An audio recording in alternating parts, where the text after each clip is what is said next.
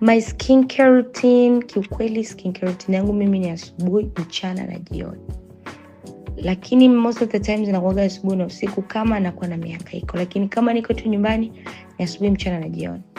Asubuhi nikiamka lazima nioshe uso wangu na facial cleanser. Nikimaliza kuosha uso wangu na facial cleanser, nitatumia toner. Hiyo toner nipo nayo kwenye majaribio, bado sijaitambulisha kwenye ulimwengu wa shushi. Nipo kwenye majaribio, bado naifanyia testing. Kwa nitapaka ile toner yangu, nitasafisha, and then baadaye nakuja kupaka serum, napaka face cream, and then napaka sunscreen. Napulizia sunscreen kama ninakuwa ninatoka naenda na mihangaiko. Kama sitoki naishia hapo, endelea na shughuli zangu za pale ndani. Mchana ikifika, kwa sababu nitakuwa labda napika na nini, nafanya vitu vya pale ndani, nakuwa na sweat. Kwa nitaosha tena uso wangu, nitarudia tena kupaka vitu vyangu. Na usiku the same thing, kasoro tu sunscreen, kama kwa sababu sunscreen usiku usitumii. That's it.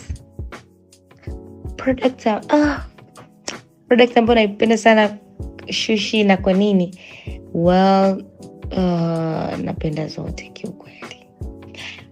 Napenda zote. Lakini napenda sana sabuni kwa sababu imewaponyesha watu wengi sana.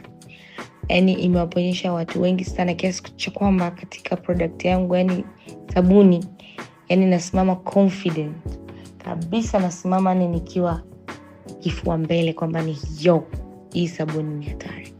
Napenda facial cleanser, harufu yake top notch.